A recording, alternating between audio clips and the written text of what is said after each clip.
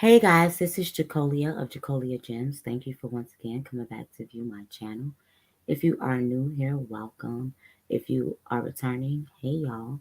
If you have not already done so, what are you waiting for? Go ahead and do me a favor and hit that subscribe button. If you have done so, thank you guys. I really appreciate it. Now, I see that I have made over 400 subscribers, and clearly, I do not know all of you, but I thank you for your support. Now, if you can do me a favor and please turn those subscriptions into likes so that we can get higher on the algorithm and we can push out this Hebraic knowledge, this biblical proof, these conversations that are much needed in the Black and Hebraic community across the world and in the diaspora. Now, with that being said, today I want to get into a video that's going to be nice and lengthy because I'm just not going to leave any stone unturned. And if I do, it's because I'm a little tired. So today's video, I am going to get into the Sabbath, creation, the calendars, some captivities, some orishas, some gods, some sacrifices. So I did not prepare a slideshow. I told you guys before, it's just easier for me to get on here, type in and go for what I know, because if I sit down and make slideshows, I will never get these videos out. Now, if you guys can do me a favor and please go ahead and follow me on TikTok at TIERRA_holiday with 2 L's. Same handle on Instagram. I would greatly appreciate it. Today's video, as well as my other videos, is definitely sponsored, but because it's the Sabbath, I will not mention how to get to that sponsorship, but you can definitely check out the description. Now, let's get into it, you guys. So, I'm going to look away from the camera. I'm going to be off camera some. I need to be able to talk to you guys, but also pull up this information. Me being on camera to me isn't something that's necessarily important. As long as you can hear my voice and understand what's being said.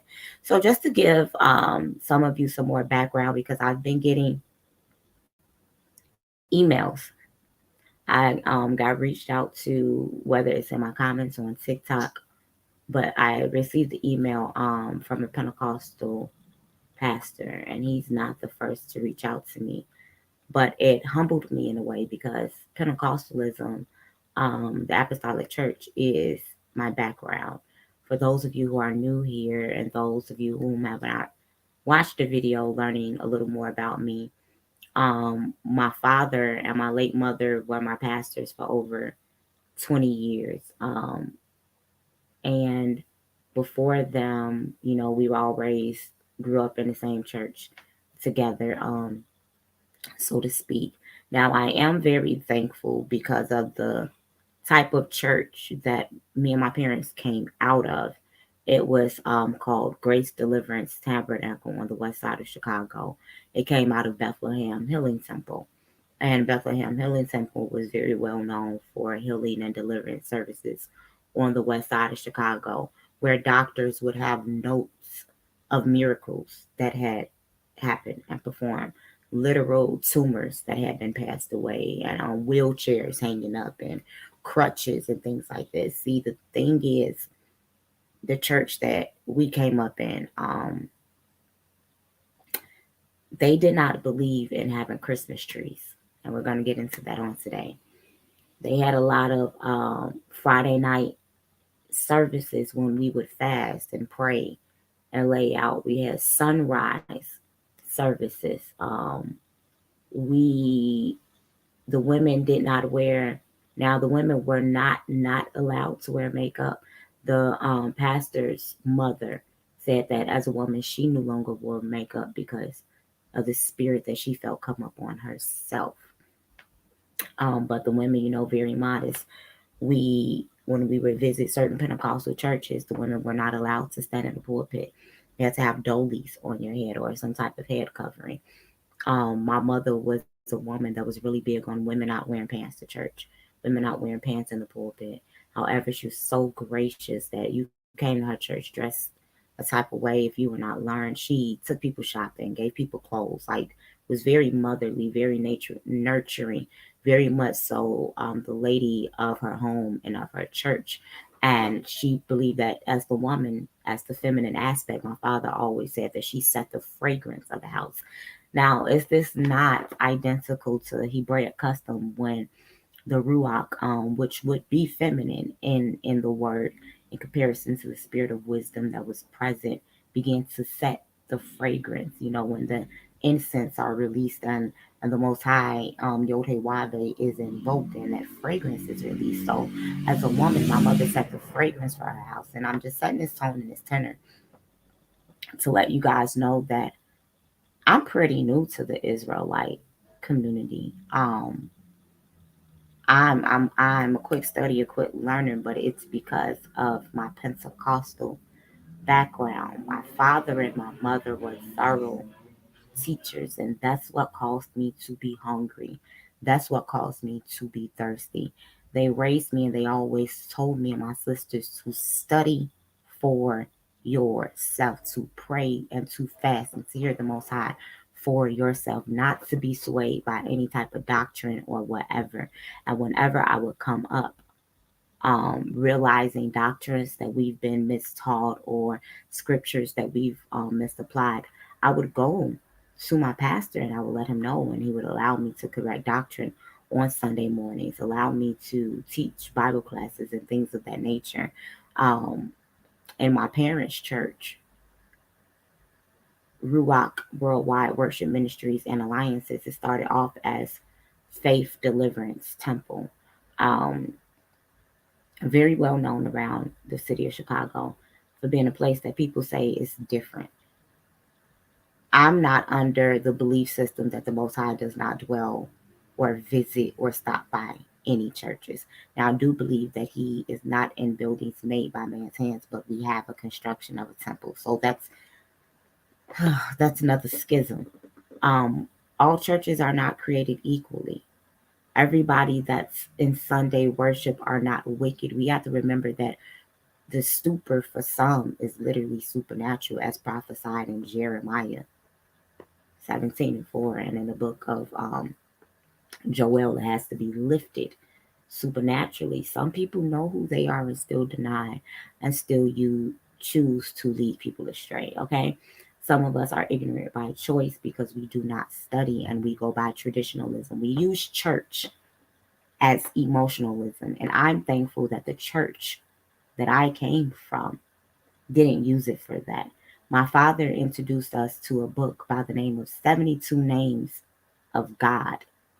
And now, when I'm studying the oral tradition, I'm seeing that the 72 names of God was only known in the oral tradition.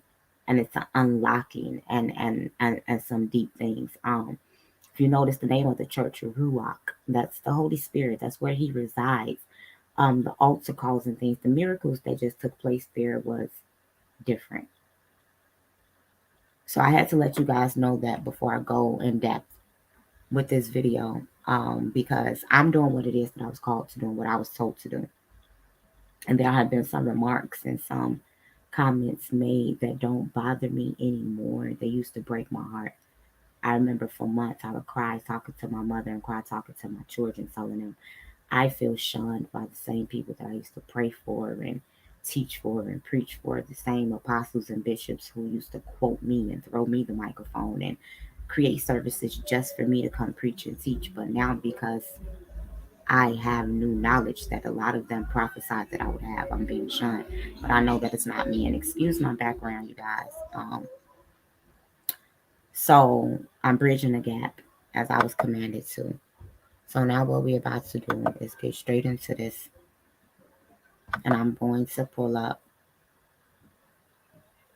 scriptures. Okay, so I'm going to get up off the screen.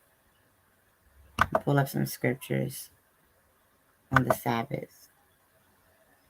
Let me go to creation first.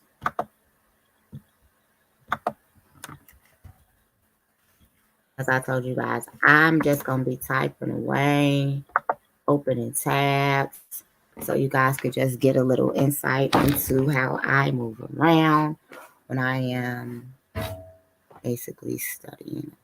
So here we go. In the book of Genesis, it is very important that we start with creation so that we can see how the day-to-day structure was set up and implemented. If we be children of Yod He Wave, the extension or the arm of El, since El gave us unto Yod He Wave. He gave him a nation of people. In the beginning, God created the heavens and the earth. Now the earth was formless and empty. Darkness was over the surface of the deep, and the Spirit of God was hovering over the waters. And God said, "Let there be light," and there was light. God saw that the light was good, and he separated the light from the darkness. God called the light day, and the darkness he called night. And the evening and the morning was the first day. This is telling you that the evening in a Hebraic day starts in the evening. This is what this book is saying, okay? And it includes the daytime, but we have to realize that the calendar and the time system that we are using. So let's continue. And God said, "Let there be a vault between the waters to separate water from water." So God made the vault and separated the water under the vault from the water above it. And it was so. God called the vault sky, and there was evening, and there was morning, and the second day. So I'm going to continue down, you guys, because majority of you know this. And so we're going to get into the seventh day. I'm sorry.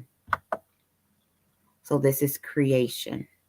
And we see all of the work and the map and the plans that the Most High did. And before he rested, he made two pairs, okay?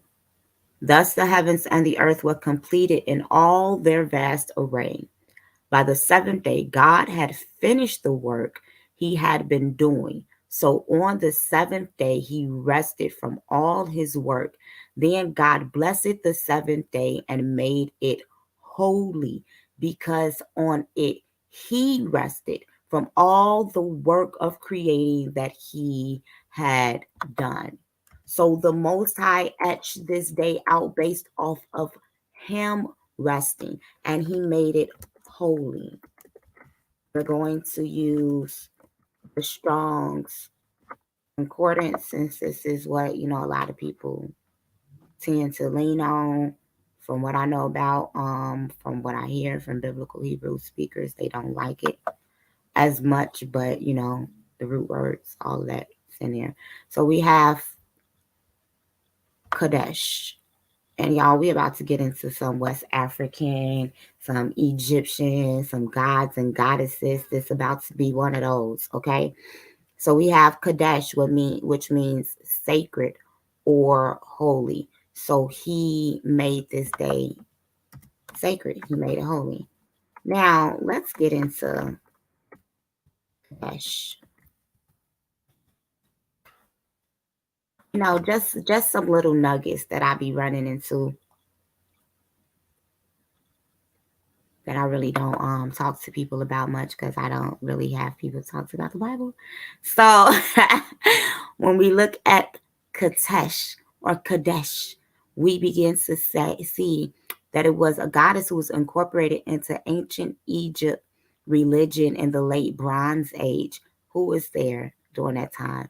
Her name was likely developed by the Egyptians based on Semitic root. So this is Semitic in origin. This goddess is Semitic in origin, meaning holy or blessed, attests as a title of El. We're going to get to El once again, and possibly Asherah, and a further independent deity in text from Ugarit. So we have to remember that this is Near Eastern. When I say Near Eastern, we're definitely talking Egypt, Canaan, Israel, Babylon, Mesopotamia, Acadia, Assyria. You guys, understand what I'm saying. Due to the lack of clear reference to Kadesh as in distinct entity in Ugaritic and other Syro-Palestinian sources, she is considered an Egyptian deity, but we're going to check that, right? So we're going to keep going down to look more into this. And so she was looked at as a triple goddess. And so we have to remember that when something is set out and sanctified, it is for a reason. So let's continue. And we're going to see if and or how this triple goddess begins to culminate into the worship that we see in the practices of the Israelites of the Bible, as well as amongst the Hebrews, period. Arabics, all of us, okay? And so the functions of Quadesh in Egypt religion are hard to determine, okay? She was by default Lady of Heaven, you don't say. And so she was looked at as a sacred harlot. And so if you guys know anything about temple prostitution, those prostitutes were called sacred harlots because they were set out and sanctified to prostitute specifically in the temple. So remember, when you go into the temple and you are being holy or sanctified, you are automatically offering yourself as a sacrifice to whatever deity has possession over that temple. Let's continue. Her epithets include mistress of all the gods, ladies of the stars of heaven, beloved Patat, great of magic, mistress of the stars, eye of Ra. You don't say. Okay. So she is represented by a lion, a snake, a bouquet of papyrus, Egyptian lotus, and Hathor wig. See, we're about to get into it. Let's see how she relates to El and who El is. So we went into this before. El is a proto-Semitic Amorite Canaanite deity, a Near Eastern deity of Eastern Semitic speaking people. So we see him being attested by people of the region that I just named, and he is looked at as the father, as the king. Okay. And so it says right here, the Semitic root, okay, that you see, La, you see the same thing in Allah, Arabic, Aramaic, Eli, Hebrew, Eloha, Hebrew. And so this is why you will see Arabic saying Allah Akbar. They're just saying Yah is great. But we also know that because of the influence of Catholicism on our Arabic brothers, sisters, and cousins, that they have been whitewashed as well. And we probably gonna touch on that. So this is equivalent to the Hebrew word Elohim, powers or God. So this is why it uses the epithet or the title of Elohim. It's a generic word, El, for gods. Elohim could mean a group of gods or the power deity over that region. This is why when people say the Most High, they're just using an epithet to whatever God has rule over them. Okay.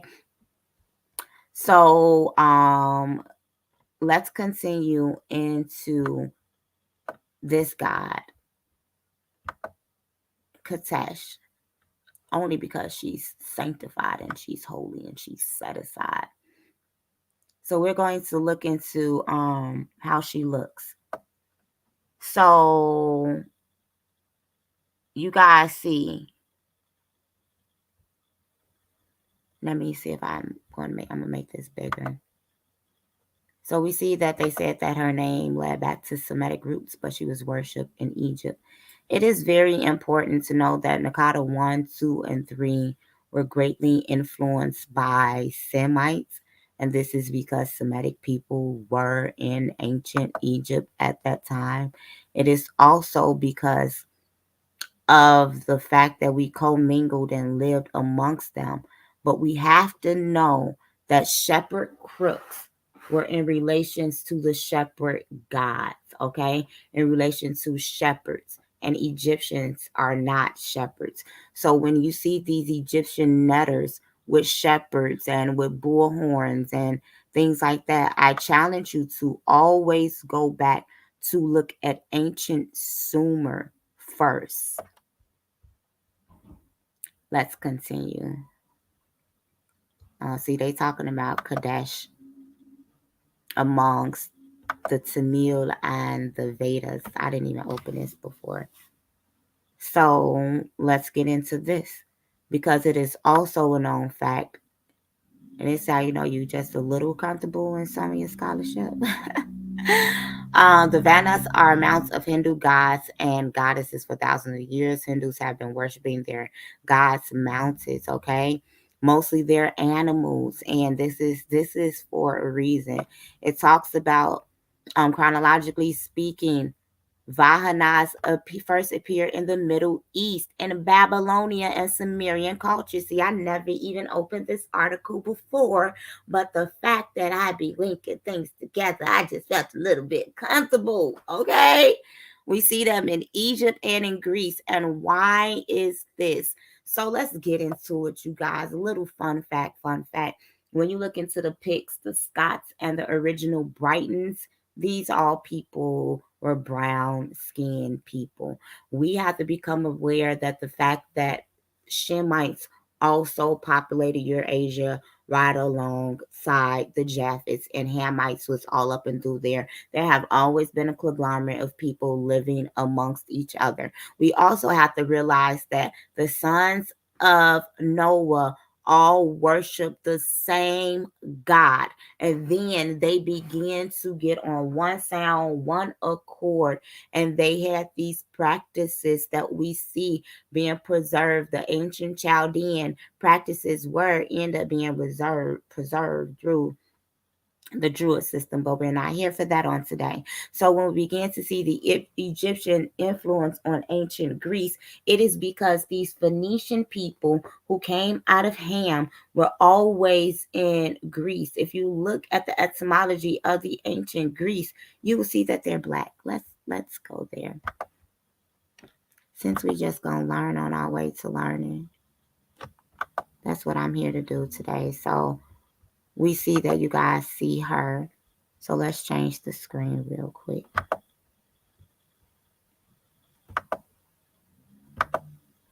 I'm going to show you guys some articles while I pull up more on the ancient Greeks. So you see that highlighted chronologically speaking. Okay, this is the article that I was talking about. So in India, in the Indus Valley, we're going to go there. We're going to go there.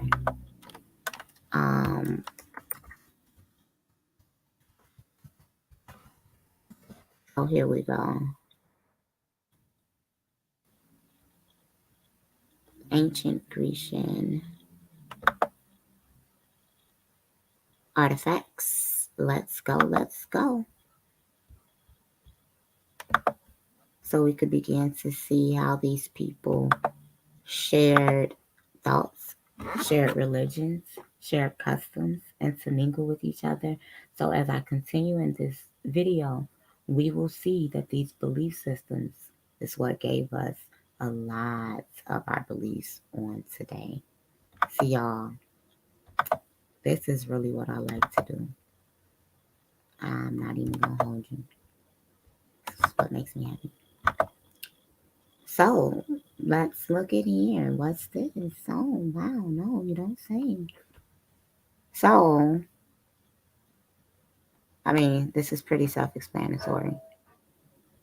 Yeah, these are Grecians and Romans. This is Achilles. This is Achilles fighting, you guys. These are real artifacts. These are not things that I am making up. They live amongst one another. I mean, at one point, the entire world was shades of black. Then you had some other skin tones as well, but y'all know exactly what I mean. So let's look at Phoenician. Uh-oh. Okay, so I don't have this book yet, so I'm not gonna pull up any articles. I have heard it read. So the Phoenician origins of the Britons, the Scots, and the Anglo-Saxons. That says a lot. because I wasn't even about to show y'all that. So let's see how the Phoenicians and Greeks.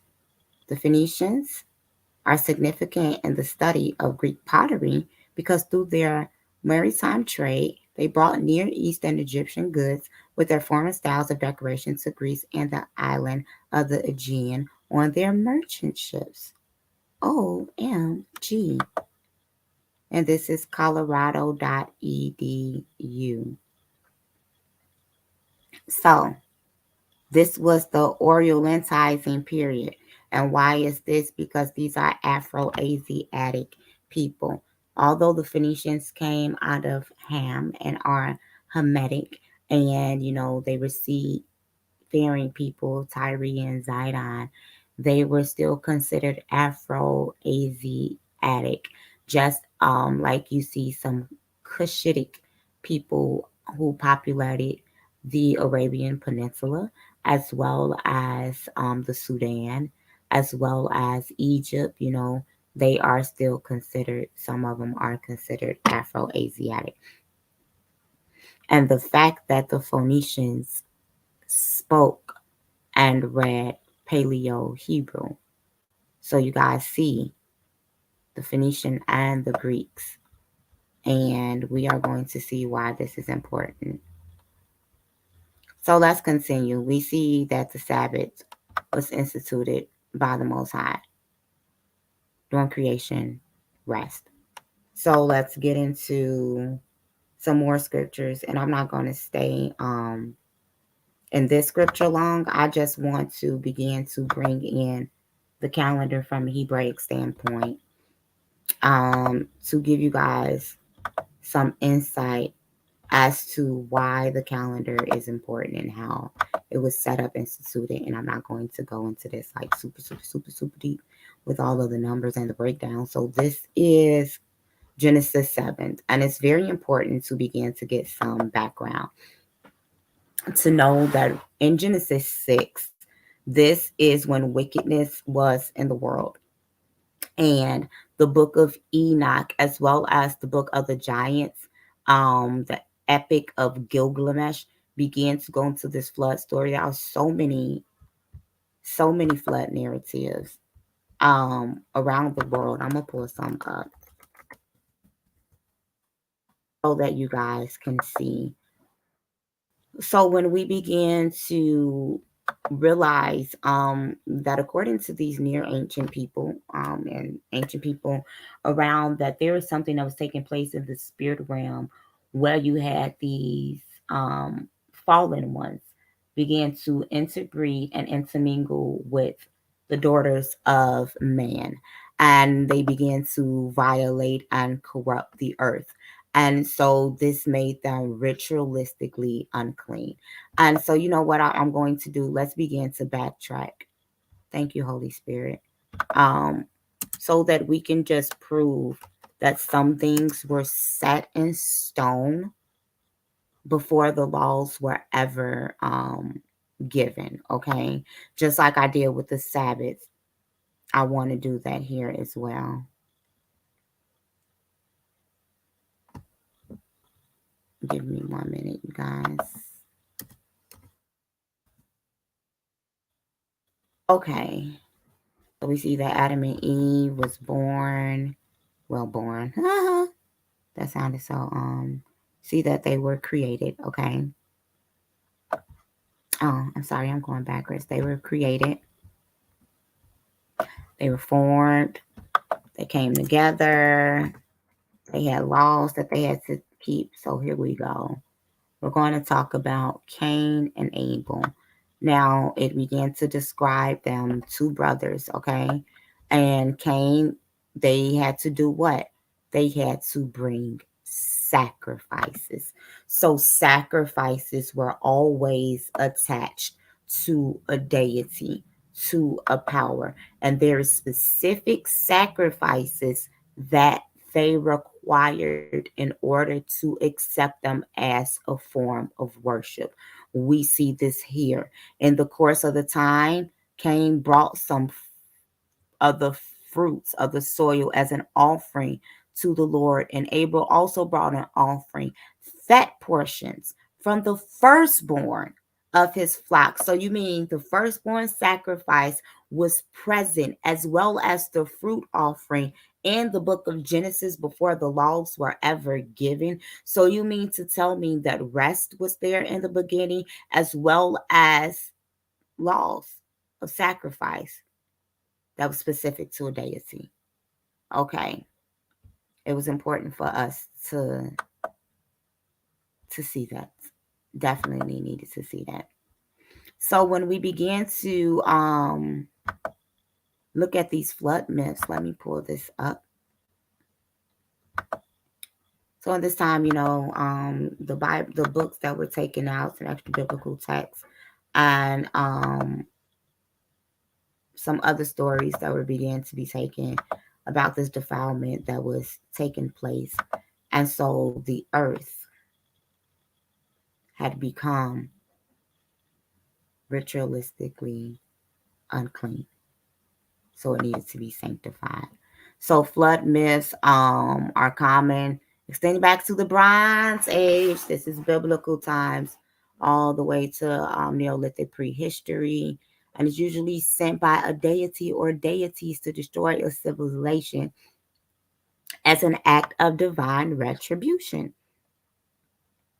So you guys see, there are flood myths and oral traditions amongst the Kuwa and Tanzania. They're a Bantu group, and Bantu means the people. Mtubi group as well. They are pygmies of the Congo. They are of the Sudanic, which would possibly make them Cushitic.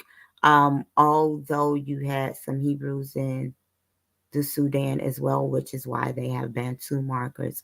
You have the Maasai people as well. Now they are Neolithic, so these are Hamitic people. And then you have the Manding of the Mali Empire.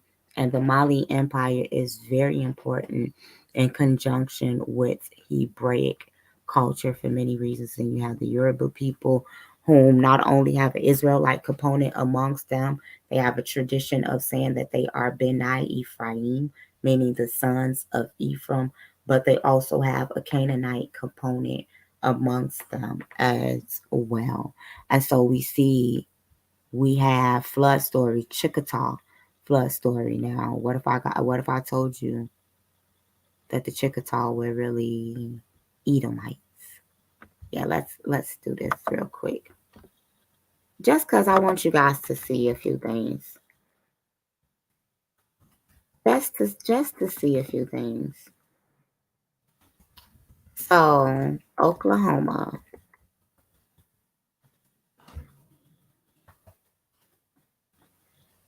So that we can begin to make some correlations between peoples and people groups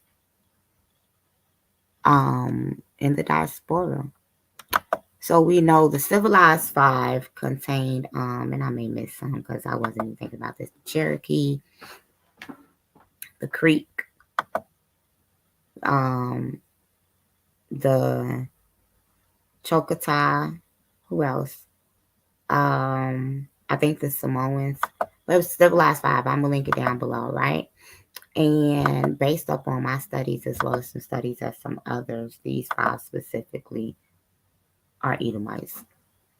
So Oklahoma is a known Choctaw state. Um, and they bordered Texas, Kansas, Missouri, New Mexico. So you see this? Okay, so let's get into it. Derived from the words Choctaw, Okla, meaning people, and Huma, which translate as red. Okay, so the red people, who was described as red in the Bible, other than King David, Edom, Esau. So when you look into red masters, black slaves, that's more More dropping gems on the way to the juice. So let's get into it, you guys. These scriptures on the Sabbath. This is what we're here for. And I'm not going to read all of these scriptures. Nope, actually, let's get back into Noah. I'm sorry, guys. So it's very important to know that, yes, in the time of Noah, that they were flooding the earth due to sin and corruption. And this is what we see here in Genesis 6.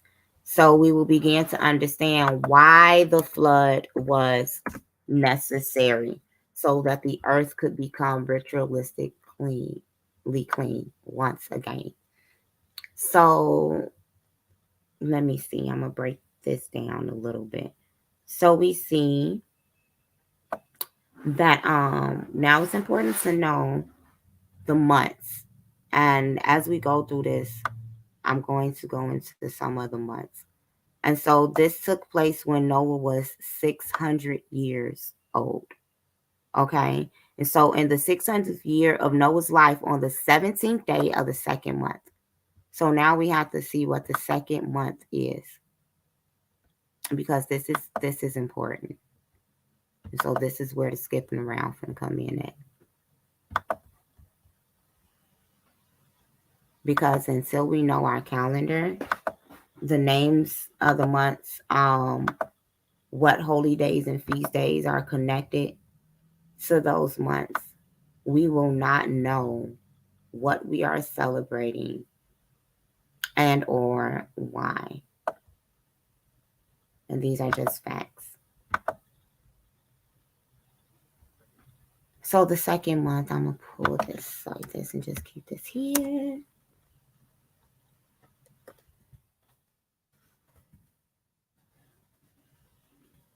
Aziv or ER. It's the second month, which would be in the ecclesiastical month, meaning the months that we do our feast days. So the month that I'm giving you first is the one that's based on how the feasts are kept. And then the month that they will represent on the Gregorian calendar is based on the civil. So like the calendar that you keep when you with everyone else. So this second month would be looked at as April or May. And this is very important to know because the first month was given after the Israelites were leaving out of captivity in ancient Egypt. And I'm going to talk to you guys about that in a little bit. So when we see that this is the second month, and it would be called the 8th month in the civil year, which is really important to know. And so this would be the beginning of the year. The 8th month would be the beginning of the year in oral tradition. This is why some Jews keep this as New Year. And the reason why this is important to Noah and the flood is because we will see that when the 7th month began to take place, right here, that's when the rest begins to happen and the mountains became visible. That's in Genesis, the 8th chapter and 4th verse, you guys. Since I didn't switch screens, Genesis, the 8th chapter and 4th verse is when Noah was on top of the mountains and everything began to clear out. And so we see that this was the beginning of the civil year. And we also see that this month was Rosh Hashanah, as we or Yom Kippur, the day of shouting or the day of blasting. Some have Yom Kippur. And so we're going to continue.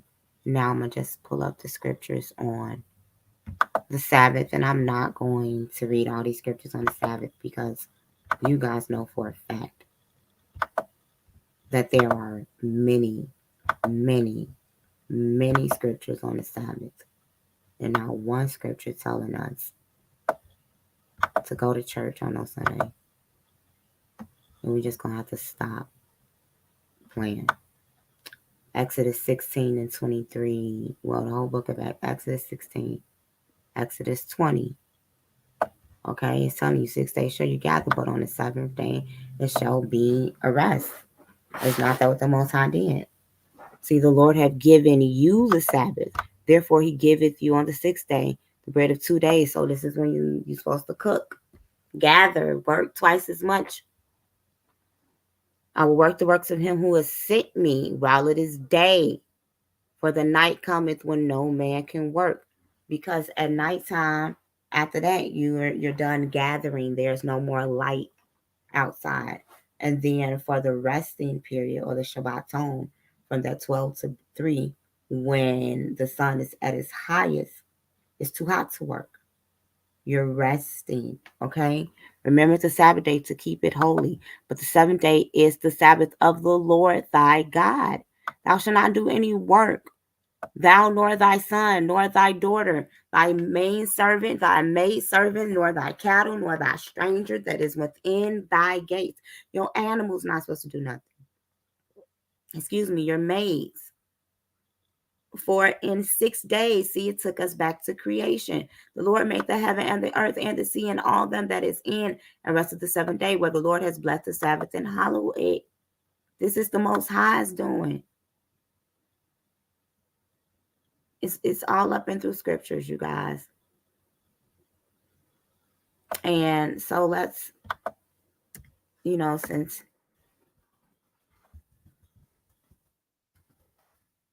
a lot of people like to rely on Christ, but they cannot prove not one time that he ever broke one law. Ever. Let me see if this one be a good one. And he said to them, the Sabbath was made for man and not man for the Sabbath. Therefore, the Son of Man is also Lord of the Sabbath. Why is this? Because the Sabbath was made for you to rest. Period. So he came up to Nazareth where he had been brought up, and his custom was he went out to the synagogue on the Sabbath day and stood up to read. He went to the place of worship, the temple, on the Sabbath. Come on, you guys. Acts 13, 14. Acts 16 and 3. Acts 17. Then Paul, y'all favorite writer, and his customs went into them, and for 3 Sabbaths reasoned with them for scriptures. Okay.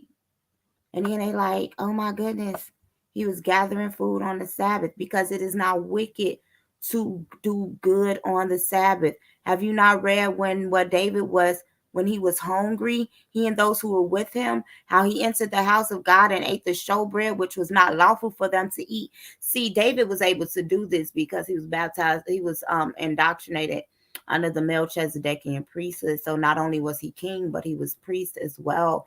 The same thing was with Christ, because John the Baptist baptized him and inducted him into the Melchizedekian priesthood. But the need of the people, for it is good. It is not wicked to do good on the Sabbath. So if you see somebody in danger and they hungry, if you have to take your mom or your dad, you have to honor your parents. You understand what I'm saying? Like, all right. Even the Greek book of Luke said that.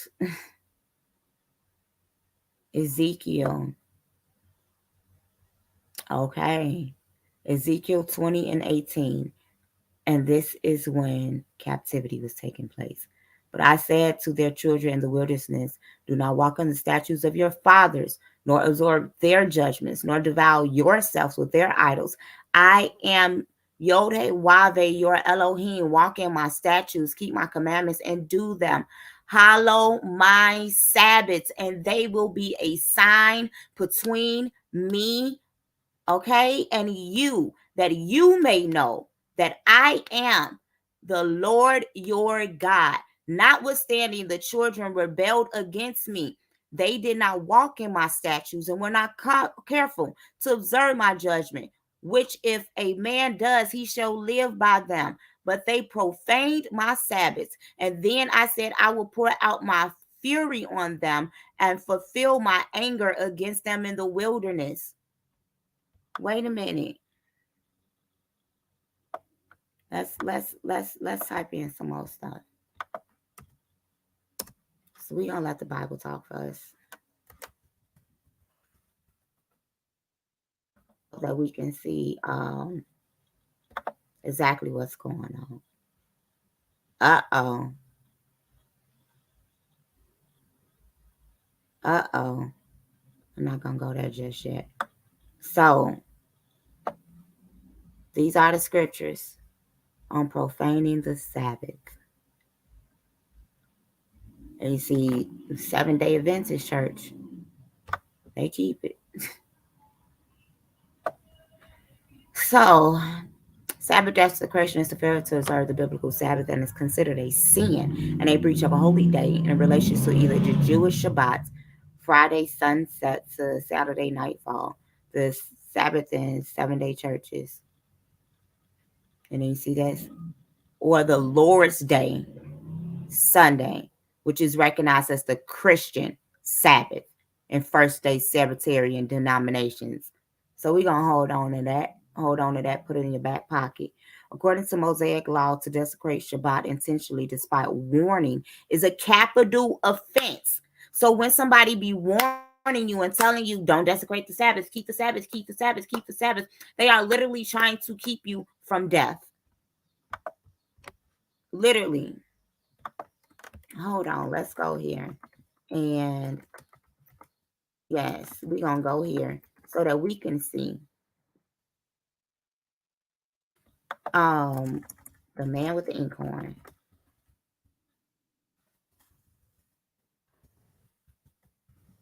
So that we can see that the way you worship is what's going to mark you. You know, when we talk about the mark of the beast and worship and all of that, yeah. Let's pull this up. So it's Ezekiel 8. Before I share my, okay. Oh, I like that. Let me share my screen so that you guys can see that when the angels come, because as you guys know, whenever destruction was about to hit the land, what would happen? The Most High was saying a sign for the angels of death and destruction to do what? To pass over the people. But how can he pass over if there is no sign of you being different to be etched out in your worship? Ezekiel 8:6-12. And he said to me, Son of man, do you see the terrible, detestable things that the house of Israel is doing here? Things that make me go far away from my sanctuary. But you will see detestable things that are even more terrible. Then he brought me to the entrance of the courtyard, and when I looked, I saw a hole in the wall. He said to me, Son of man, please bore through the hole. So I bored through the hole, and I saw an entryway. He said to me, go in and see the evil, detestable things that they are doing. And I went and I looked, and I saw all sorts of images of creeping things and loathsome beasts and all of the disgusting idols of the house of Israel. And they were carved all around the wall. And the 70 elders of the house of Israel were standing before them, with Zazaniah, the son of Shaphan, standing amongst them. Each of them had his censer in hand and the perfume cloud of incense. He said to me, Son of man, do you see what the elders of the house of Israel are doing in darkness? Each one of them in the rooms where his idols are displayed, for they are saying, Jehovah is not seeing us. Jehovah has left the land. So they began to do these things and to pollute the temples and to have the censers of the priests of the Most High God, thinking that they don't see, they are not being seen. Okay. So that's not okay. Ezekiel 9, 2 and 3. I saw 6 men coming from the direction of the upper gates that faced north, each with his weapon for smashing in his hand. And there was one man among them clothed in linen with the secretary's inkhorn. Okay, so this looked like a man, okay, at his waist, and they came in and stood beside the copper altar. Then the glory of the God of Israel rose from where it had rested above the cherubs and above the threshold in the doorway of the house, and he began calling them out of the man of the inkhorns. And this is where he begins to mark them for worship. Okay, and the man was told, go throughout the city and put a mark on the foreheads of the man who are signing and groaning over the detestable things that are being done in the city. Then the men with the smashing weapons were told to go out and kill those in the cities who do not have the mark. What are you saying? I'm saying that your worship marks you, and we're gonna scroll down because this article clearly has it. The prophecy was given in 612 BC. This was referring to the destruction of Jerusalem by Babylon. And so these are Babylonian practices, and we're about to get into it even deeper. And although the Babylonians were pagan, they were allowed to bring destruction. They were serving Jehovah's execution. So let's do this since we're in Ezekiel. Yep. Boom. We're in Ezekiel. What does this say? Let's just read it for context. As my mother would tell me, don't start in the middle of a chapter.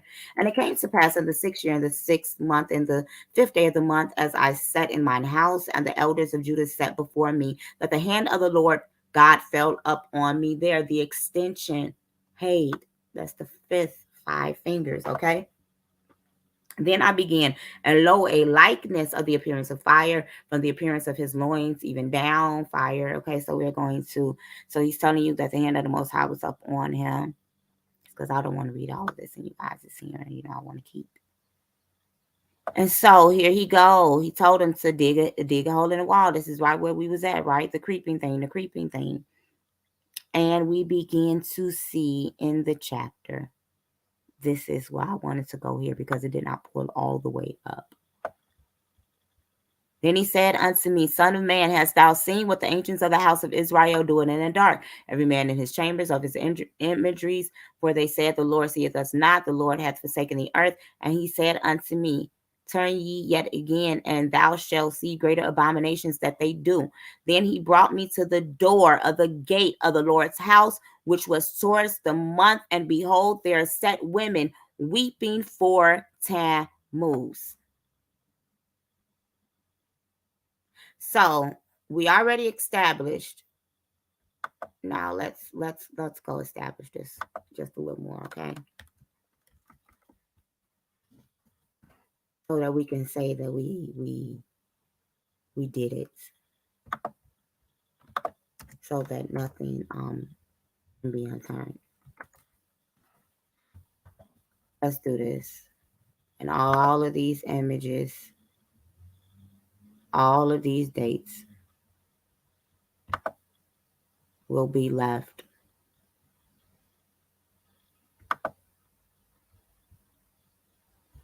in the comments.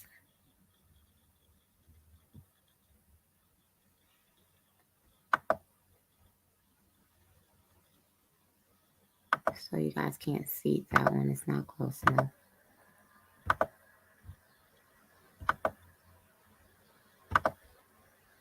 Here we go.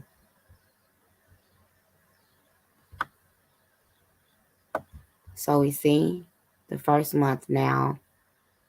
I told you guys that sometime it's 1 and 2. You will have a 13th month. See, you see, it's a leap year. And this is because at times the earth doesn't start to spring forth quick.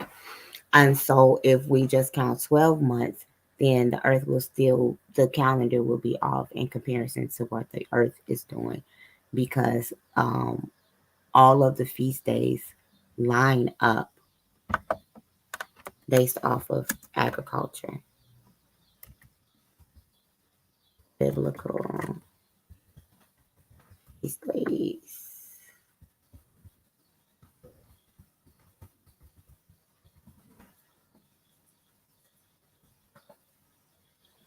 And all of them take place in time and in season. And these are the Lord's feasts. I'm not even going to get into all of these feasts. So let's get into this. Let's see.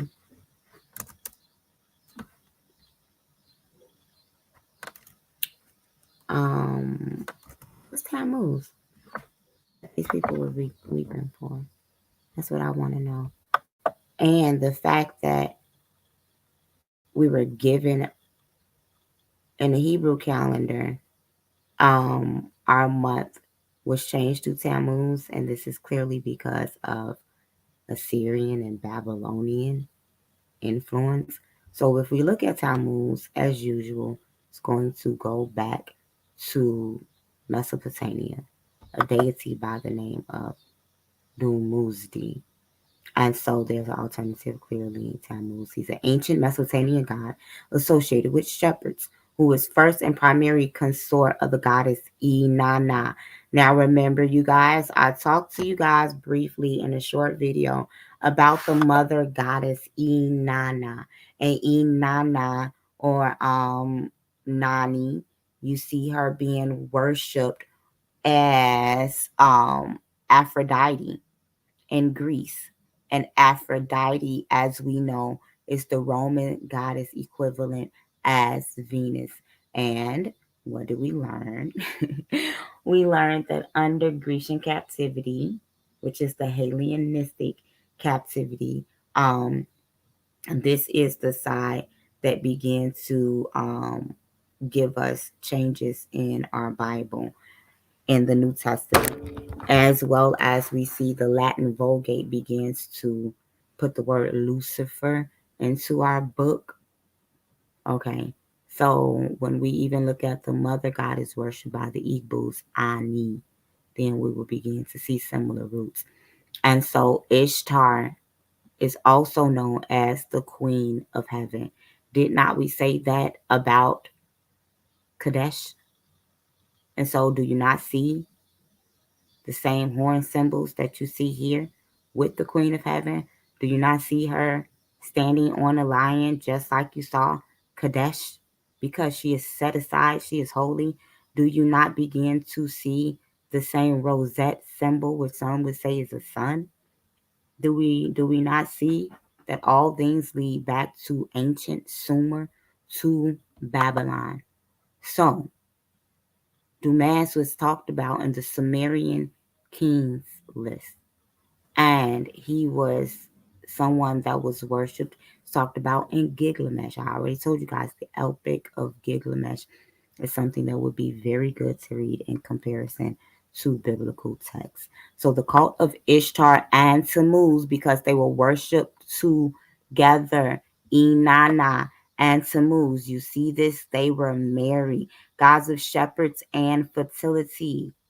Okay, the cult of Ishtar and Tammuz continued to drive through until the 11th century AD and survived in parts of Mesopotamia as late as the 18th century. Tammuz is mentioned by name in the book of Ezekiel and possibly alluded to in other chapters in the Hebrew Bible. In late 19th and early century, scholars of the religion, Tammuz was widely seen as a prime example of the archetypal dying and rising god, but the discovery of the full Sumerian text of Inanna's descent in the mid-20th century appeared to disprove the previous scholarly assumption that the narrative ended with Tammuz's resurrection, and instead revealed that it ended with Tammuz's death. However, the rescue of Tammuz from the underworld was later found in the text. So he's looked at as a rising and dying god. He's a god of milk and shepherds. And this is found. Look, a bull man fighting for quadrupeds. Okay, this stuff is real. You have archaeological proof that this worship existed. Provider of milk, which was a seasonal commodity.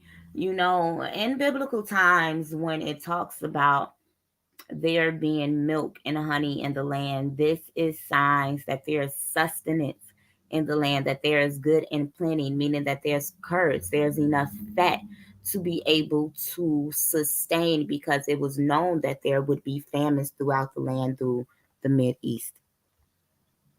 So it's a lot of information on him. He was worshipped in association with Sumerians, the Babylonian and Eastern Semitic people. He had a ritual. When that ritual is described as having dying, who are they having us worship? We're about to go there, okay? The Moose has no power outside of his realm of responsibility. Some pray to him for more milk, more game, more cattle.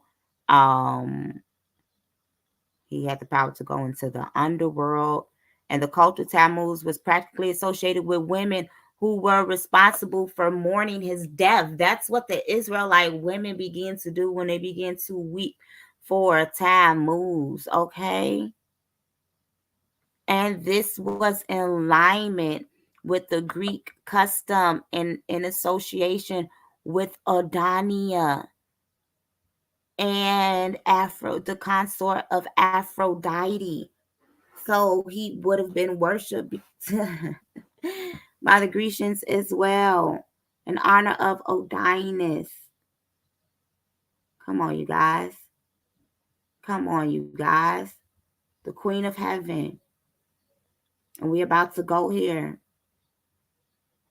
Let's pause though and get here to see that, how I said when Noah was on the mountain, Mount Ararat, and it was the 10th month, and it was the peaking of the year and the beginning of the year.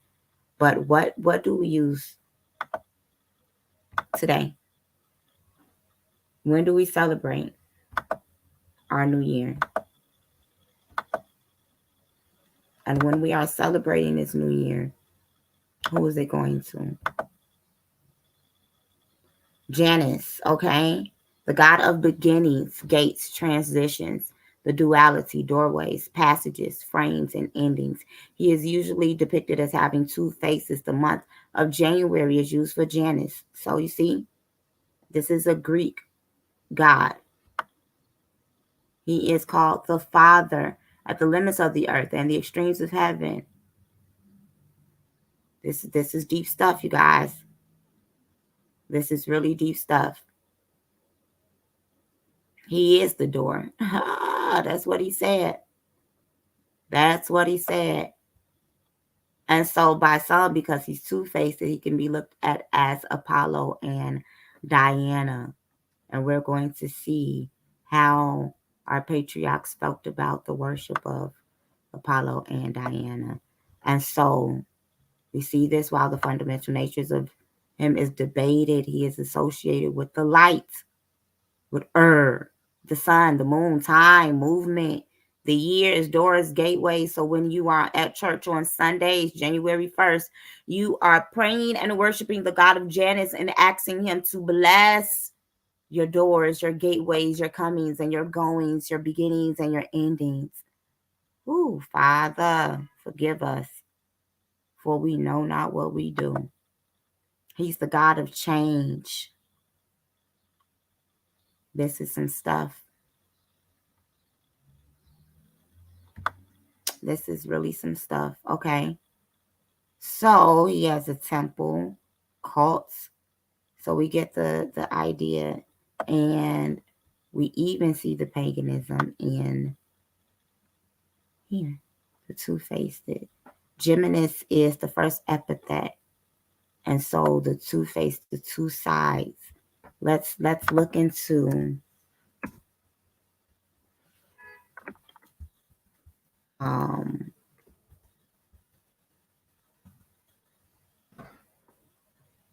I don't wanna, it's a specific. Okay.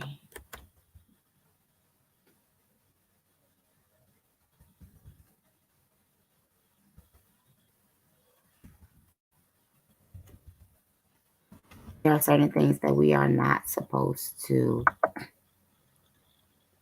get into. And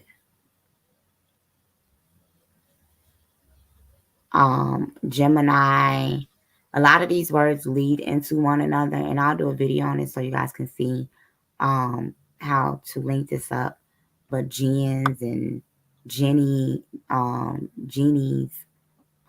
geniuses, Geminis, all of this paganisms, even when we talk to each other, like what sign are you, and all of that, like that's not what we're supposed to be doing. Contrary to popular belief, it's all Babylonian. It's a science to it. But the Most High gave that to the unbeliever, to the Gentiles, to the Goyim, who are not called out, who have not been set aside. So when we get back into the moves, okay, we begin to see more Queen of Heavens. And so the same women who mourned the death of Tammuz also prepared cakes for the Queen of Heaven. I'm gonna get into that. We see down here, this is what's exciting. The ritual lasted for one night on the 10th day of the EQ2. And so this is the first day of Nisan. What did I begin to tell you? The Nisan or Abib or Aviv, spring forth, is the beginning of the new year in the Near East, okay? And so this says that it's a spring festival held in the first day of Nisan in ancient Mesopotamia to celebrate the sowing of barley. The Assyrians, because we have to remember that where these people came from, the Sumerian New Year festival. And so this is why their calendar was this closely related, which was celebrated annually at the spring equinox, see? Because they knew that the world was coming back to life, okay? So, but this ritual, as part of the ritual, it was thought that the king would engage in ritualistic sexual intercourse with the high priestess of Inanna. These are the sacred harlot prostitutes, these temple prostitutes who took on the role of the goddess. It is very important to know that in Near Eastern customs, that our priests, priestesses, and our kings and our queens was looked at as direct descendants of the gods that they represented. This is why when you look at the Bible and you see all of these biblical names, they lead back to gods.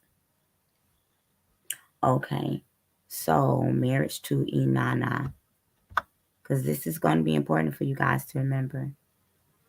Okay, y'all see that? Yeah, okay. I didn't. Okay, so they're being pursued by demons. See, this is not a new concept. This is what I was telling you guys about the underworld and entertaining slave girls and things. So let's get into the cakes. Israelite women, cakes to the Queen of Heaven.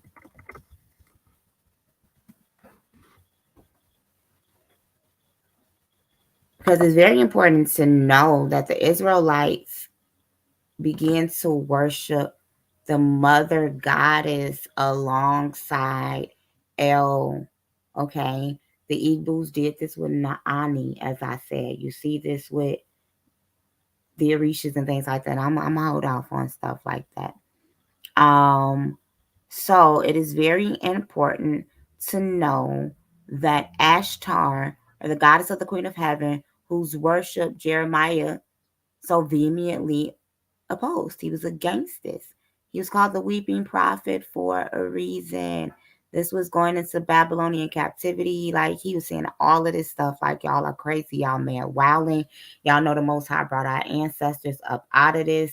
Don't you remember when Abram was in Mesopotamia among Nimrod, among the Cushites and the Assyrians and the Babylonians, and his daddy was an idol factioner. So that means he knew about all of the idols, knew how to worship them, knew how to make them, knew whatever. And then one day, boom, here come El, like Come on out of here. So why are we going back? It's crazy. And then when we begin to go into the etymology of these words and we link them back, because doesn't Astar look a lot like Easter? We're going to get there because some people think that it's a stretch. But I'm a former dancer, so I always stretch before I reach. I don't like to get cramps. So this is a Hellenized form of the ancient Near Eastern goddess Ashtart or Athart, a northwestern Semitic deity who was closely related to Ishtar. And see, all of these gods, goddesses were different, and just because they were similar, they began to synchronize them. Idol synchronization and cultural synchronization is how the Israelites always ended up mixing and mingling their practices of worships with the people that were over them and around them. You find similarities, then we could say we're worshiping the same God. It's pretty simple. So they worshiped her in the Levant amongst the Canaanites, the Phoenicians, all right, the Amorites. So we know that the Amorites are a Semitic group of people as well, although they come out of Ham. The Amorites are the Hyksos. The Eastern Amorites stayed in in Babylon when Hammurabi was in rule, but then you see them in Egypt as the Hyksos, and they were the shepherd kings of Egypt. Okay, so let's continue. So you guys see this. She had cults everywhere. Phoenicians introduced her cults in the colonies on the Iberian Peninsula. Now, what if I begin to tell you guys that there's the same root word from Eber to Iberia, and this is why that book came up with the Phoenician origins of the Scots, the Brits, and the Anglo-Saxons. And so when you begin to look to the etymology of Spain and Portugal's, I'm about to throw this out here to y'all because I'm going to break that video down. You see they have the pics of this area of Eurasia, right? Of Spain, of Ibernia, and then what they like to call black people, Pekingese. And so when you look into the word pick, it literally means negro. And this was used everywhere. And it is Portuguese in origin, which will lead you back to the Iberian Peninsula. That's just some drops here and there, and some gems. I told you I'll be reading. I read for fun. So we see this, the worship of her is going to be very important. She was tied into the Greek pantheon in Mycenae in Dark Age times. See, this was when the Grecians was in rule over the Israelites. You see this 500 BC. Let's begin to, I'm going to take it there so that you guys can see that this is during the times when the Bibles and stuff was being tampered with, and they were removing books, and they were whitewashing images, and everything was becoming Greeks and classical and Hellenistic and in Romans, and Asherah became Aphrodite, and you guys see, you see this? And so then, as I told you guys, the Iron Age, the Phoenicians were of Syre and Tidon and Biblios. So let's keep on going. And she was also equivalent to the Armenian goddess Atargatis. All right, fertility goddess. So let's continue. So what did it begin to say in the book of Jeremiah, Jeremiah 44:15-18? Seest thou not what they do in the cities of Judah and in the streets of Jerusalem? Children gather wood, the fathers light the fire, and the women eat the cake and make the cakes of the bread for the queen of heaven. They pour out drink offerings to other gods to invoke anger in me. They begin to sacrifice and pour out libations. Libations are biblical. Cakes are biblical. You don't believe me?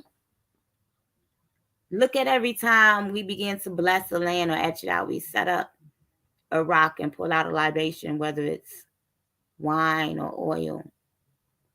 We have the Feast of Unleavened Bread when you are to bake unleavened cakes to the Most High, so to do that on the Sabbath.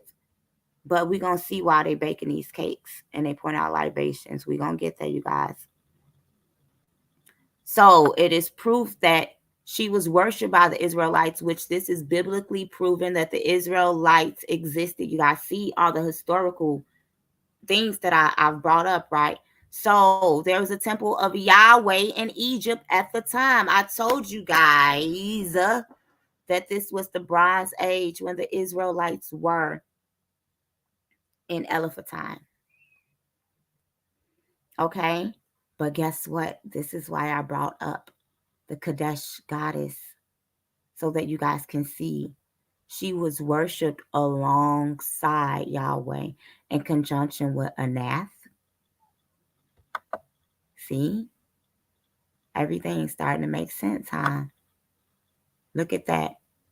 You know, that's the black power sign because she's a goddess of war and hunting.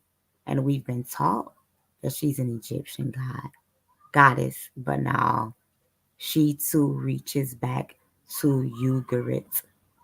And let's do something fun. My name is Jeanette, you guys. One of my middle names. Geanett. And clearly that's the same root as Annette. See, my father always taught me that names were important.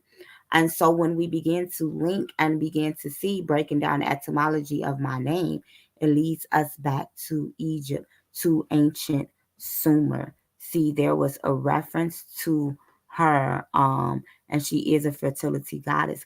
Her name was attached to our matriarchs and patriarchs in the Bible. So does this mean that they were worshippers of Anet? This proves that our people went into idolatry and went back to Babylon. See, the worship of Hanet goes back to Babylon, guys. We're not talking just to talk. The traditions of associating such names as worship originated in Mesopotamia among the Sumerians and the Akkadians. You see this, you guys? Let's see who else she was worshipped alongside. So you had Asherah, okay, who she was worshipped with, who goes back to Ugarit, Lady of the Sea, Goddess of Motherhood, the sea. And okay, so let's do this. Let's add in, since everybody wants to talk about the Little Mermaid, let's talk about Yemaya, Yemaya. We see the Hebraic roots in her name everywhere. Now they already wrote up an article on I don't really. I'll link this down below, y'all. Since okay, you see that it said that she's the mother goddess of the sea. They have books on her. I'll link the article down below because it was mentioned in Haley. So she has to do with creation, water, moon, motherhood, rivers, lakes, streams, mermaid, whales, pregnancy, fishermen, the Orishas, okay?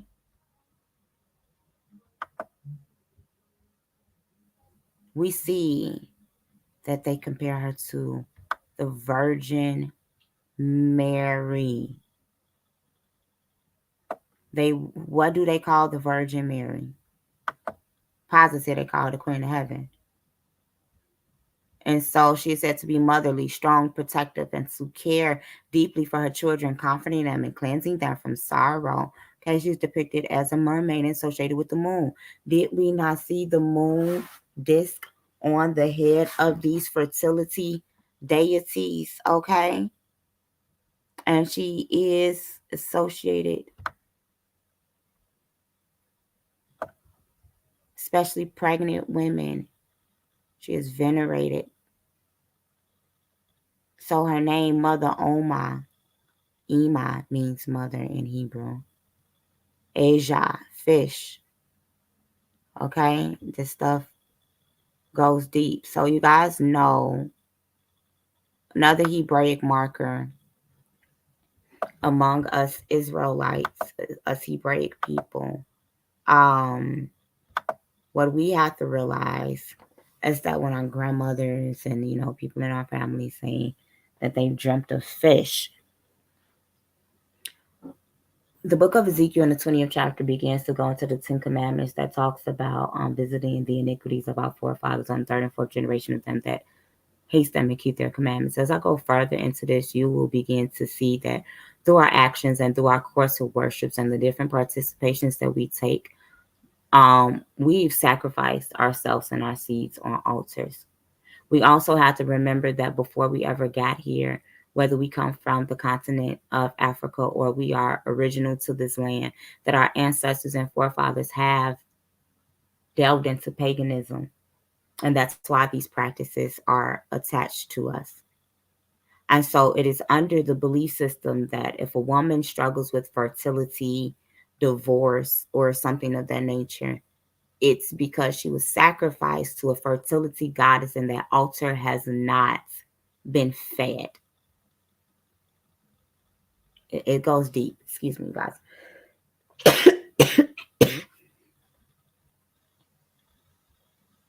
So let's continue.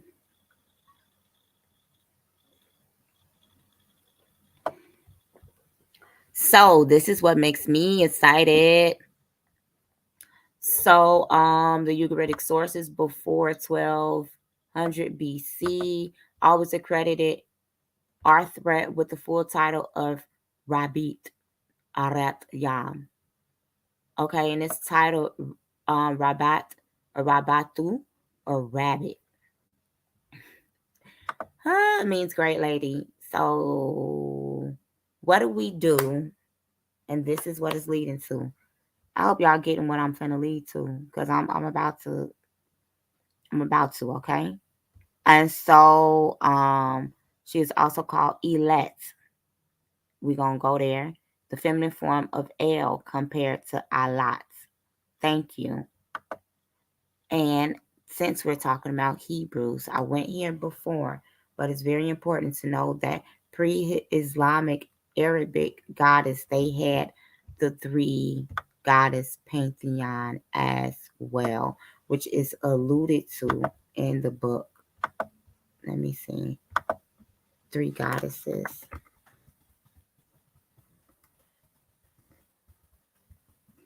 It's alluded to. The two, yeah.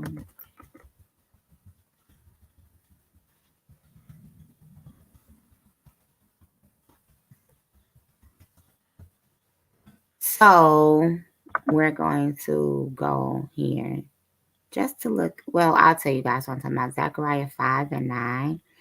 Then I look up, and there before me were two women with the wind in their wings.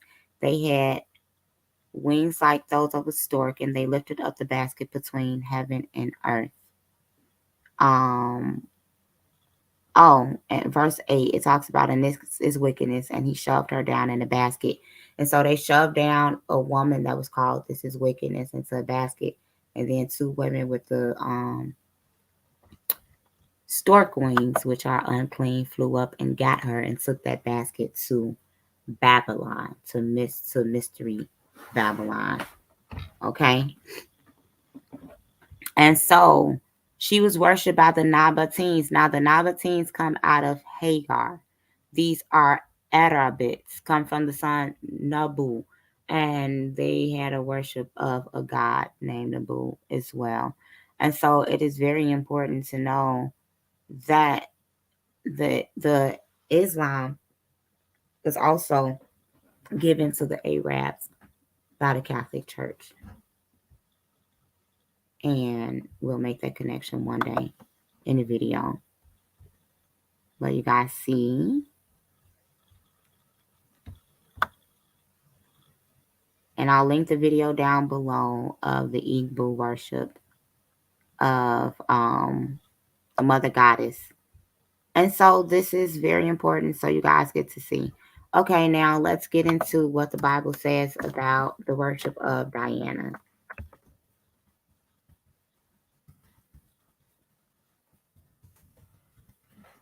Let's see.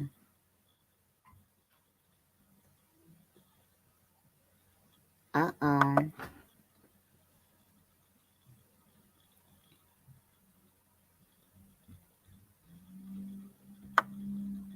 So this begins to talk about Semiramis, Nimrod, Tammuz. So I'm gonna just pull up. So this is in Acts chapter 19. The Apostle Paul sets out for Ephesus on his third missionary journey and confronts the Ephesians for worshiping the goddess Diana, the Queen of Heaven. Okay. They were worship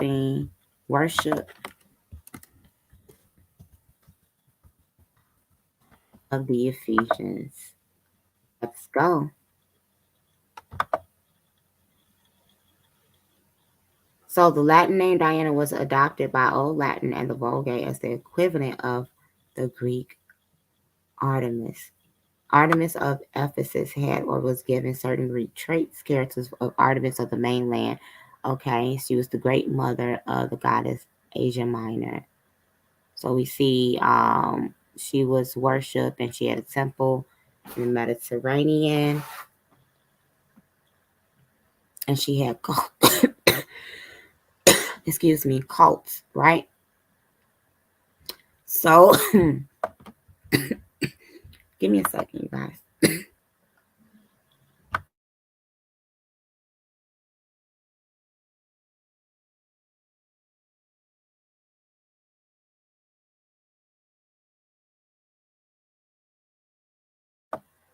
Sorry about that. So she had cults everywhere. I'm about to pull up. Let me see if I can pull up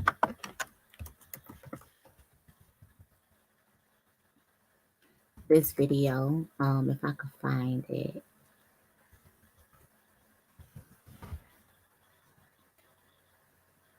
It's one of my favorite videos.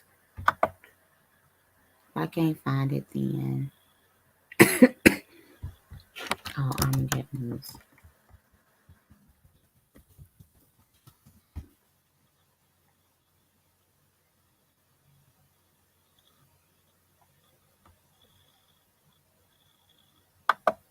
Okay. Give me 1 second, you guys, to find this video.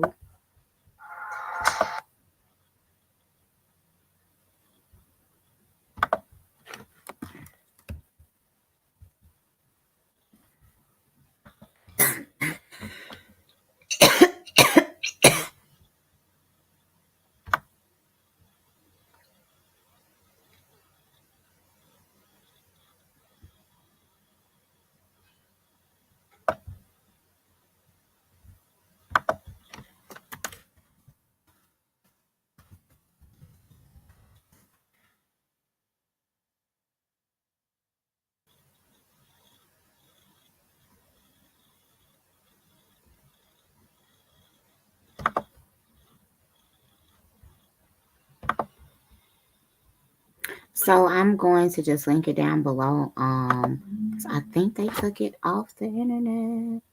And there are some other ones, but this one had the best breakdown as far as the image of the beast and the cobblestone and worshiping Diana. So I'm definitely going to come back and matter of fact, I'll play this one since it's short and it might have what I'm looking for.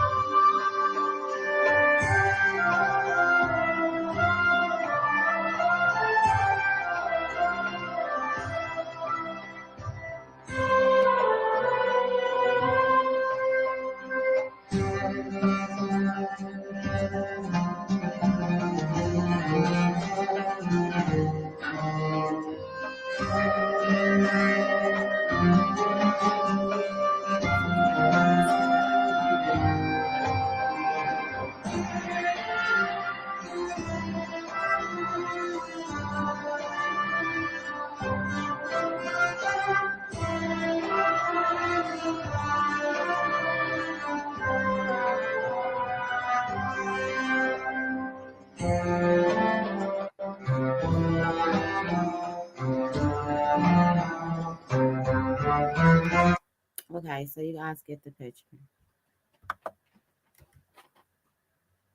Go ahead, baby. Mommy recording. It's still your house. Just don't be loud.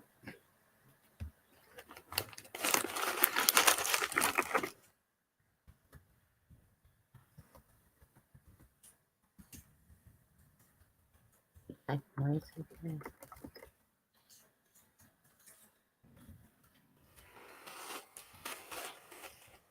Okay, so since we know that the sacrifices to the Queen of Heaven was a cake, and that the Queen of Heaven was a fertility god in these cultures. Oh, so are they not gone? Okay, here we go. Borrowed from New Latin Placinia uterina, uterine cake, a flat cake. Okay, okay. After birth. Let's see, what do they do?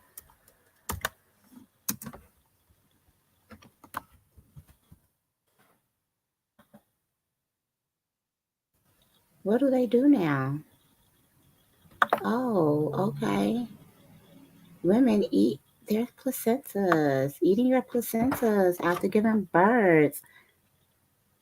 Hmm. They do this, even though they're warned against it. So, who is Semiramis? Since we're gonna get into all that. Since it was mentioned, she was mentioned in the Bible. So, well, mentioned in that video. Excuse me. Semiramis or Shami Ram. We see this is still near eastern Mesopotamia, and some say that she's a legendary figure. We see that she's depicted as an Amazon right there. Okay.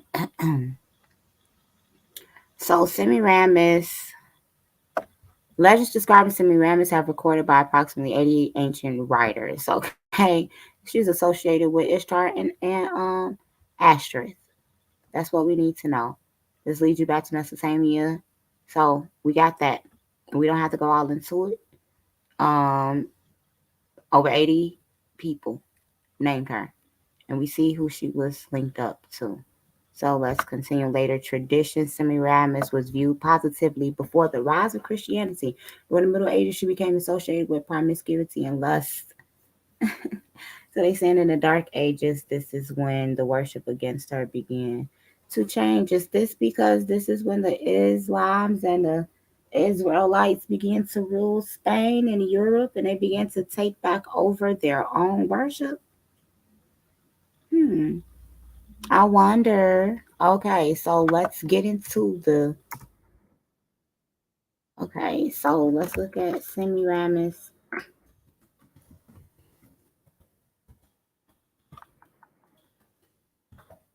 Maybe I'll give y'all another.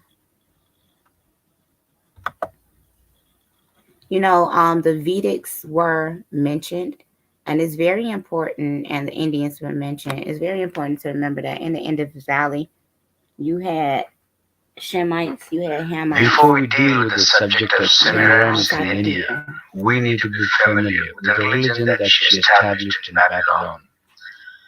It was the time when there was no separation between the state and the religion.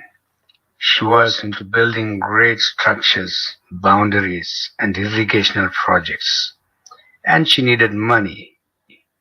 Nimrod had already died, and she had made him the sun god. And as for her, she called herself the Mother Goddess.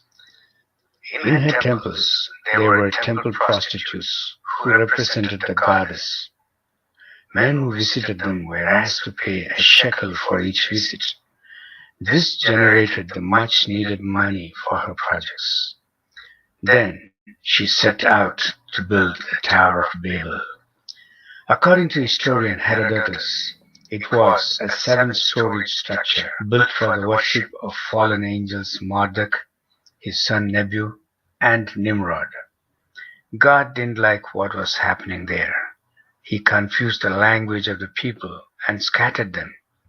Even when the people spread it to other parts of the world, they still remembered Semiramis and worshipped her, only with different names because of the confusion of languages. Many a time these names were just a title pointing to her accomplishments or her attributes. In India, she came to be known as Kali, the Dark One, Yelama, the one who made boundaries, Jagadamba, the mother of universe, Simhavahini, the one who rides on the lion, and many more. Coming to speak of riding on the lion, Semiramis is associated with the lion in many parts of the world. Here is this old Sumerian depiction. Inanna is riding on the lion. This is Egyptian goddess Quadesh. This one is Rhea riding the lion. Here's Diana. This is Ashtoreth. This one is Britannia. Here's Cybele riding on the lion. And this is Hindu goddess Durga riding the lion. These are all different forms of just one person, Semiramis. In southern India, there is a Semiramis temple known as Yellamma Temple at a place called Sandathi, which is about 500 kilometers from Bangalore. This temple has temple prostitutes known as Devdasis even today. Even though the government of India has banned temple prostitution, it is still practiced here in a smaller scale. Here is a young Devdasi. She's dancing to Yellamma's songs in a plaza. She's young and she's in demand. But things do change when you get old. Here is an old temple prostitute. She says that the older ones have no other choice but to sit at the steps of the temple and beg for money. Now, Yellamma is known to be the wife of Hindu god Shiva. That begs a brand new question. If Yellamma is Semiramis, could her consort Shiva be the Nimrod we read in the Bible? I have reasons to think so. Let me explain it to you in another segment. And now, thanks for watching.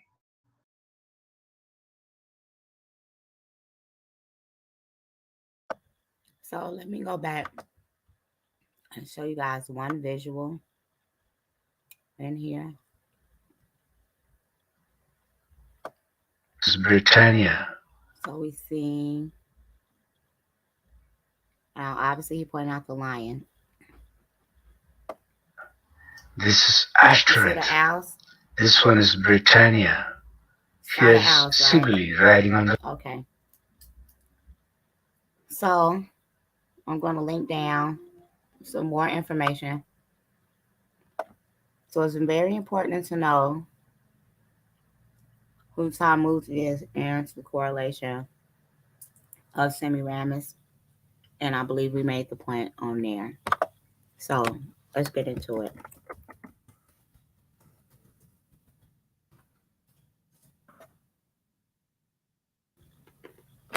So the Julian calendar was replaced by the Gregorian calendar. And why do we even have the Julian calendar? Because the Greco-Romans, the Greece was in rule. You know what? Let's do this first.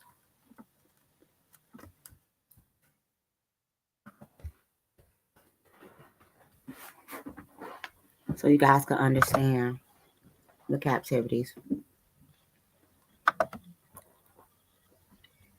Is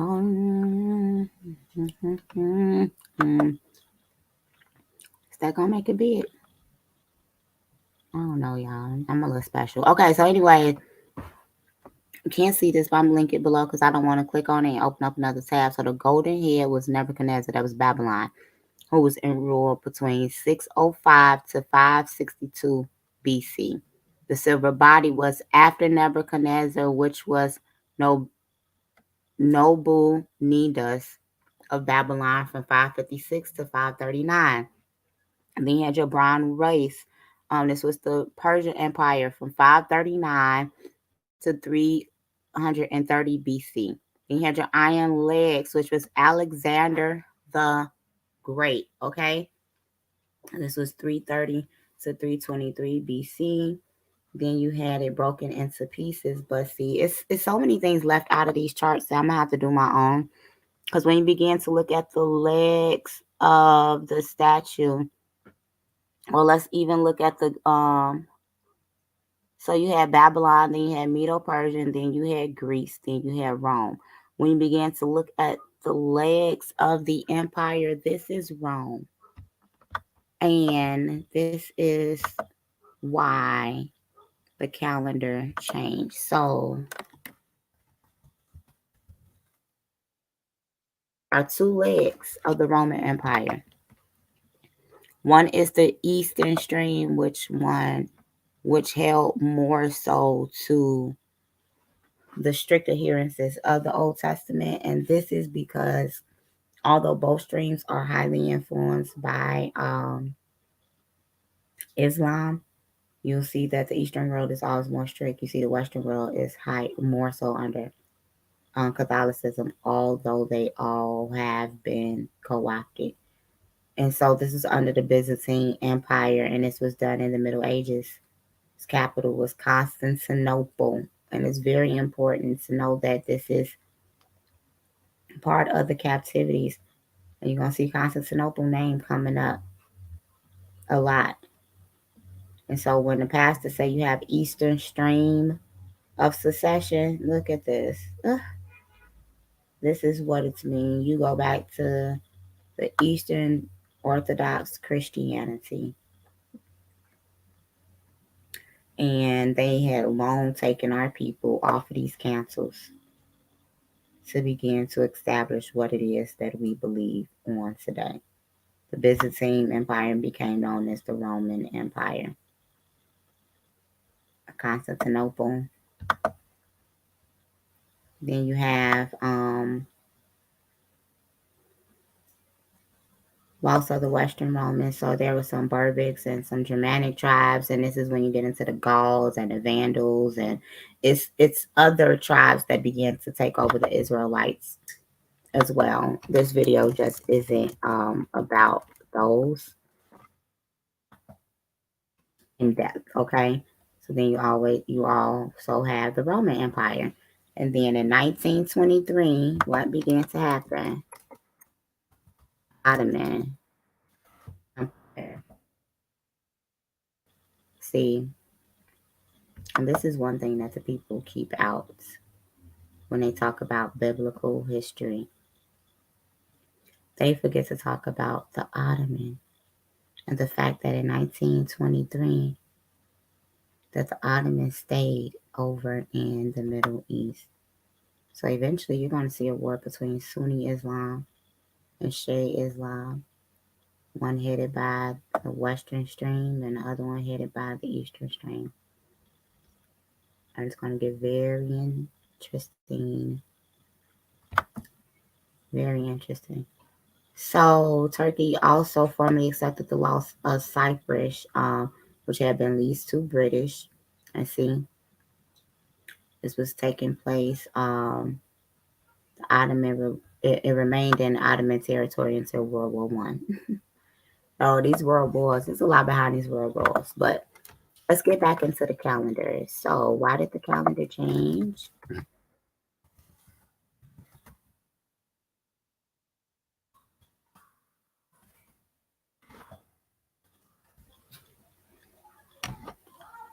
So,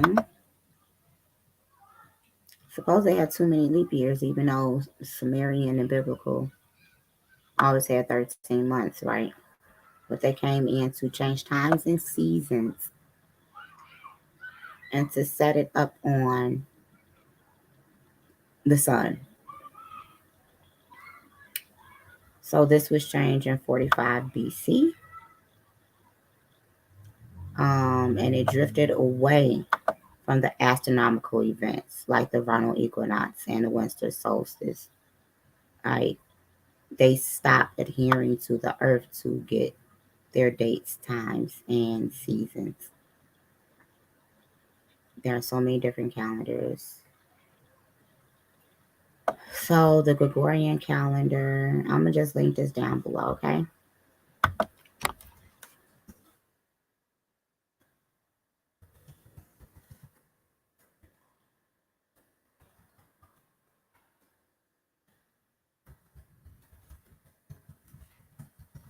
So here we go. Here we go. I mean, if they let me pull up the catechisms around Rome, because they be sad tripping sometimes. Just type it in. So this was 321 edict.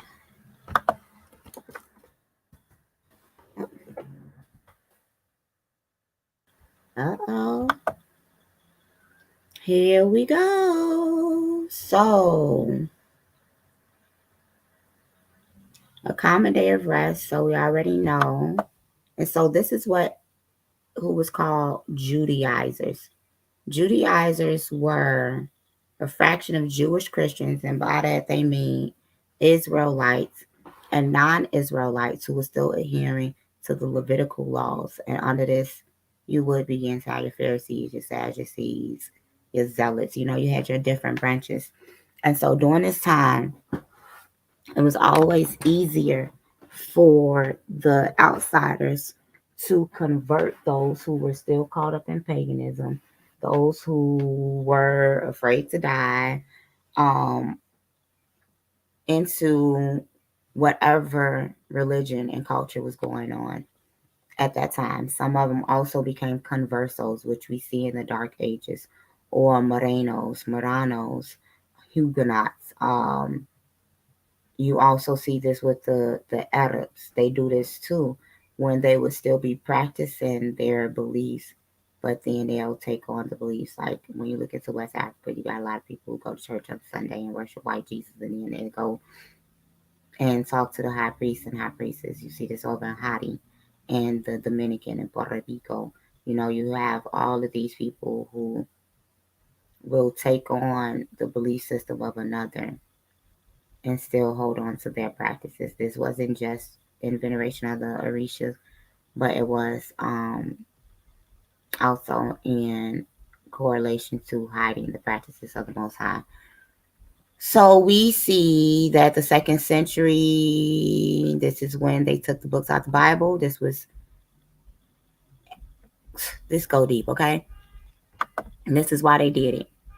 So actually, let us therefore no longer keep the Sabbath after Jewish manner and rejoice in days of idleness. But let every one of you keep the Sabbath after spiritual manner, rejoice in the meditation of the law, not in relaxation of the body, admiring the workmanship of God, not eating things prepared on the day before, not using lukewarm drinks and walking in a prescribed space, nor finding delight in dancing and parlors which have no sense to them. And after the observance of the Sabbath, let every friend of Christ keep the Lord's day as a festival, the resurrection, the queen, and the chief of all days. So basically, everything that the Most High told us to do on the Sabbath, they said we ain't gonna do this, and now we're gonna create the Lord's Day. The second and third century solidifies in the early church, emphasizes upon Sunday worship is the rejection of Jewish Mosaic law based on observation of the Sabbath and manner of rest. Christian practice of following the Sabbath after the manner of the Hebrews declined, promoting to Tertullian to note, to us the Sabbaths are strange and unobserved. These were people, these are Christian Carthage. See, the Carthaginians just go back to Hannibal, and Hannibal Lecter actually fought against the Israelites with the Romans. So these were Phoenician people also. Look, this thing, okay. So we see that Sunday was another work day in Roman Empire on March 7, 321. However, Roman Empire, Constantinople, and this is why he is looked at in a way. Constantine the Great, he was a proud pagan, and supposedly he had some type of vision that allowed him to join in and mix in his paganism with our laws, statutes, and commandments. His mother was a Greek woman, okay? His main language was Latin. Come on, you guys. We got to wake up. We got to wake up. We have to wake up. And so, although he shared the paganisms of Rome, aristocracy, he seems to them an alien figure, a semi barbarian. He was promoted to the office of Caesar and dispatched to Gaul to fight, okay? And so this is talking about him going on his journeys throughout Mesopotamia. It's all in Africa. It's in the east and in the west. They came in and they subjugated. They took over everything. This goes deep. Okay. So you guys see, they changed the Sabbath. From ancient times to the Middle Ages. Augustine of Hippo followed the early patristic writers in spiritualizing the meaning of the Sabbath. They made it spiritual, not literal. Oh my goodness, referring to its astrological rest rather than the observance of a literal day. Such writings, however, did serve to deepen the idea of Christian rest day on Sunday, and its practice increased throughout the Middle Ages. Y'all, let's talk about what was taking place in the Middle Ages. We talked about this song. Told you guys that this was the whitewashing of the Bible. And this is proof. They were all in Africa. Northeast Africa, the Middle East. And we know the Middle East is actually a term that was now just created. This has nothing to do with the Most High, Abraham, Isaac, and Jacob. The Sabbath still stands. Catechisms are wrong.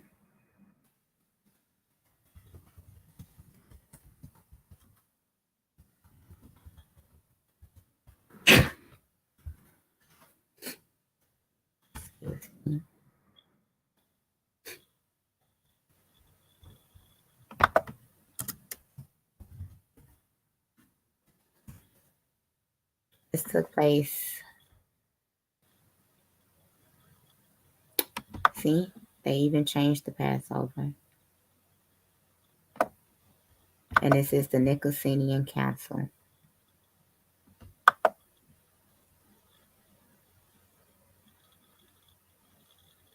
So I will link this article. Oh, and let's look at this since we talked about Diana. So I'm going to close this out. So Eastern Church kept the communion on Passover. This is why I said that the Eastern Church is more closely aligned because they still keep Passover. They don't celebrate Easter.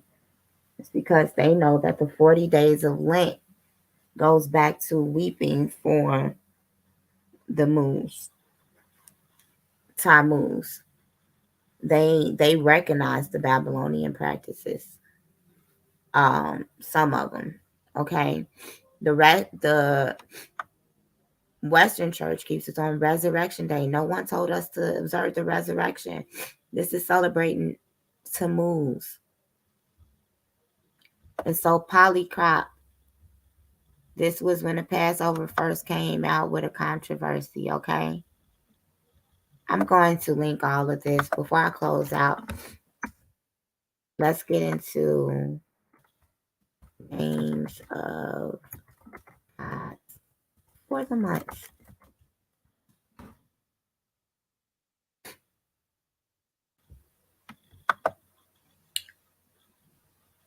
So we see January is for Janus, February is for Barilla, March for Mars, the god of war, April is Latin for open buds, May, Maya, June for Janus or Juno, July is after Julius Caesar, August is after Augustus Caesar, and then September through December are